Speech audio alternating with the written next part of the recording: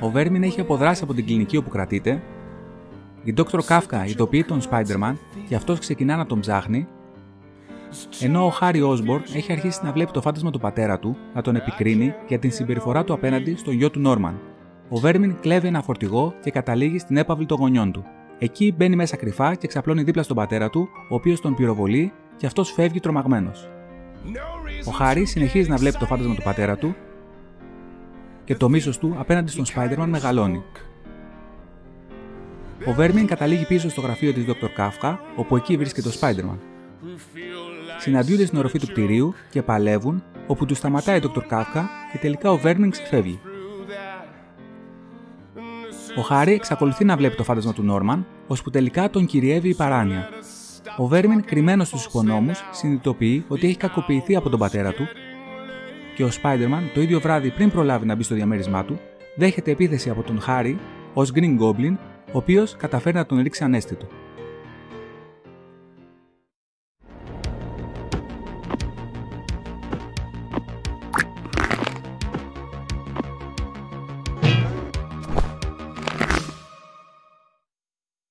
Το τέφος ξεκινά με ένα ακόμα σύντομο βίντεο όπου ο Βέρμιν ζητά την μητέρα του ή την Dr. Kafka και αφού κάποιος του λέει ότι δεν είναι εκεί, αυτός γίνεται επιθετικός.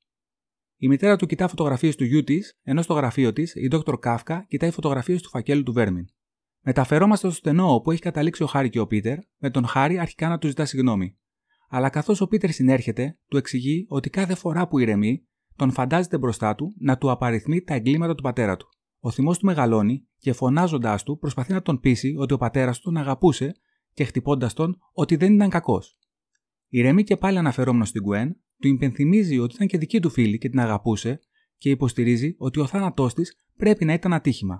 Ως ατύχημα λοιπόν, για να αντέξει τον θάνατο του πατέρα του, πρέπει να γίνει ο Green Goblin. Ως Green Goblin λέει ότι ποτέ δεν ζήτησε όλο αυτόν τον πόνο και ανοίγοντας μια παραισθησιογόνο κολοκύθα του τον χαρίζει. Ο Spider-Man μεταφέρεται στην παραίσθηση και βρίσκεται ανάμεσα σε τεράστιες ταφόπλαγες, όπου μία από αυτές είναι η δικιά του κατά τη διάρκεια του Kraven's Last Hunt. Τότε τον αρπάζει ένα τεράστιο χέρι, είναι το κουφάρι του Kraven που τον κατηγορεί ότι δεν έκανε τίποτα για να τον σταματήσει από τον αυτοκτονήσει. Το κουφάρι τραβά το πρόσωπό του και εμφανίζεται ο Green Goblin. Αρπάζει τον Spider-Man και απαιτεί από αυτόν να του απαριθμίσει όλους τους θανάτους που έχει προκαλέσει. Του δείχνει τον Nathan Lubensky, τον Ned Leeds και φυσικά καταλήξει στον πατέρα του Norman. Ο Nathan Lubensky υπήρξε σύντροφος της May για σχεδόν 10 έτη και πέθανε κατά τη διάρκεια μιας μάχης του Spider-Man με τον Vulture στο Amazing Spider-Man τέφος 336 και ο Ned Leeds ήταν ο άντρας της Betty Brant και εκτελέστηκε από τον Foreigner στο Spider-Man vs. Wolverine One Shot.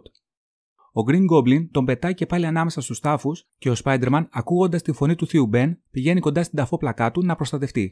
Εκεί, καθώς δύο τεράστια κουφάρια τον πλησιάζουν, ακούει τα λόγια του θείου του όταν το ανακοίνωνε ότι οι γονείς του είχαν πεθάνει.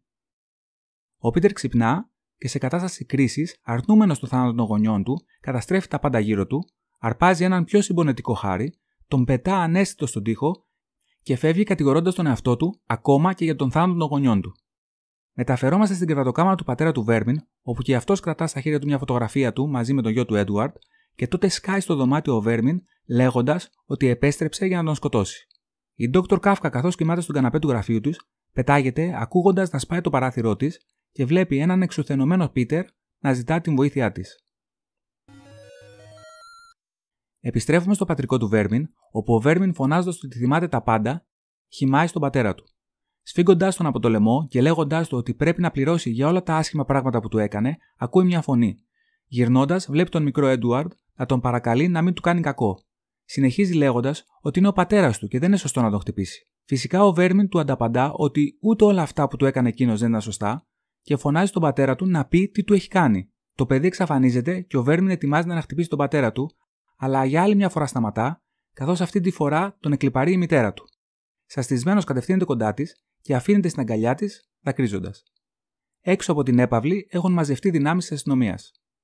Ο Πίτερ, μέσα στις παραισθήσεις του, εξακολουθεί να κατηγορεί τον εαυτό του για τον θάνατο των γονιών του. Ακούγοντας τη φωνή της Dr. Kafka να του εξηγεί ότι ως παιδί δεν έκανε τίποτα που να προκάλεσε το θάνατό τους και λέγοντάς του ότι θα πρέπει ως ενήλικας πλέον να ξεπεράσει τις αβάσιμες ενοχές του, ο Πίτερ σιγά σιγά σέρνεται έξω από την τρύπα και ξυπνά στον καναπέ της Dr. Kafka. Χωρίς να έχει αντίληψη του πού βρίσκεται, προσπαθεί να φτάσει στο παράθυρο για να φύγει. Αδύναμος όμως όπως είναι, τον φτάνει ο Dr. Κάφκα, λέγοντάς του ότι πλέον αντιμετώπισε τις κρυμμένες ενοχές του και ότι όλα θα πάνε καλά. Ο Spider-Man συνειδητοποιεί όλες τις καταπιεσμένες ενοχές του και η Dr. Κάφκα του εξηγεί ότι τα μικρά παιδιά αδύναμα να καταλάβουν ή να ελέγξουν τις καταστάσεις, γεμίζουν τον εαυτό τους με ενοχές και δυστυχώς όσο περισσότερο τις καταπιέζουν, τόσο πιο έντονες αυτές επιστρέφουν στην επιφάνεια. Εκείνη τη στιγμή μπαίνει μια συνάδελφός στο γραφείο, λέγοντας ότι η αστυνομία έχει περικυκλώσει τον Βέρμιν στο πατρικό του και πριν η Dr. Κάφκα προλάβει να πει κουβέντα στον Spider-Man, αυτός έχει φύγει κατευθυνόμενος προς τα εκεί. Αξίζει να σημειωθεί εδώ ότι στο τέλος του προηγούμενου τεύχους, ο Spider-Man έφτασε στο γραφείο του Dr. Κάφκα χωρίς μάσκα, αλλά τώρα τη φορά κανονικά. Ο Βέρμιν, οργισμένος, έχει αντιληφθεί την παρουσία της αστυνομίας και η μητέρα του προσπαθεί να τον ηρεμήσει, λέγοντάς του ότι θα τον προστατέψει. Αναμενόμενα, αυτός εξοργίζεται μαζί της και την ρωτά πού ήταν όταν ο πατέρας του τον κακοποιούσε. Τότε ο πατέρας του με το όπλο στο χέρι του ζητά να φύγει, καθώς δεν τον αναγνωρίζει ως γιο του.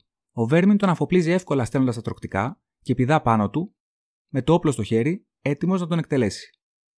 Εξοργισμένος, αντιλαμβάνεται ότι δεν μπορεί να το κάνει. Εκείνη τη στιγμή φτάνει ο Spider-Man στο παράθυρο, λέγοντάς του ότι αρκετός πόνος προκλήθηκε και τον προσκαλεί να πάνε μαζί στην Dr. Κάφκα. Ο Βέρμιν του επιτίθεται και καθώς πετάγονται έξω από το παράθυρο, ο Spider-Man χρησιμοποιώντας τον ιστό του, τους κατευθύνει στην οροφή της έπαυλης. Εκεί παλεύουν, με τον Βέρμιν να καταφέρει να τον ρίξει σχεδόν ανέστητο στην καμινάδα, αλλά τη στιγμή που είναι έτοιμος να τον αποτελειώσει, εμφανίζεται τον Green Goblin και τον ρίχνει ανέστητο, λέγοντας στον Peter ότι αυτή τη φορά δεν θα τον αρκώσει, αλλά θα τον σκοτώσει. Το φινάλε της ιστορίας ξεκινά με τον Green Goblin πετώντας πάνω από τα κεραμίδια να λέει ότι θα εξουδετερώσει τον Vέρμιν, καθώς αυτός και ο Spider-Man έχουν αφήσει ανοιχτές υποθέσεις που δεν μπορούν να περιμένουν.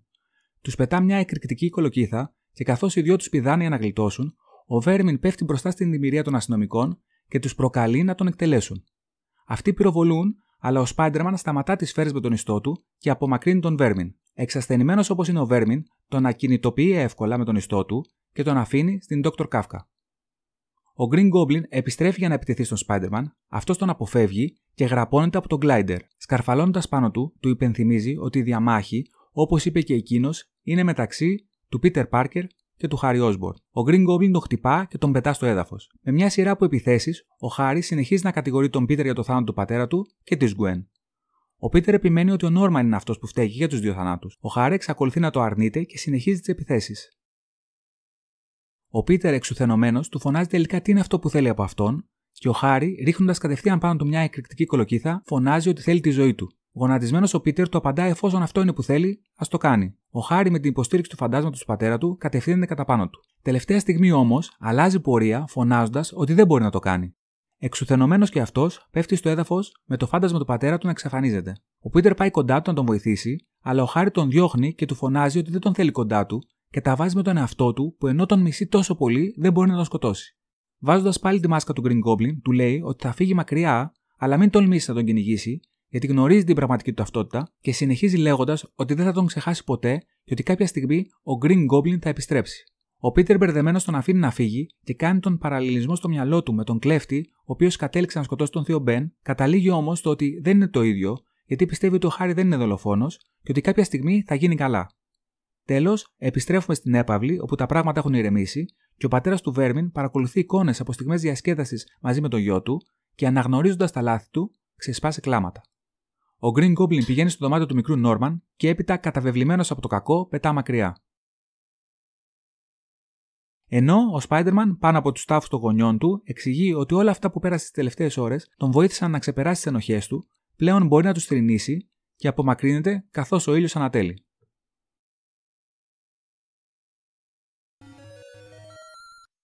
Το The Child Within, αν και δεν είναι ιδιαίτερα γνωστό όπως το Kraven's Last Hunt, δεν είναι άλλωστε τυχαίο ότι δεν έχει εκδοθεί ποτέ μέχρι σήμερα σε μορφή trade paperback, προσωπικά είναι πολύ πιο δυνατό και σκοτεινό.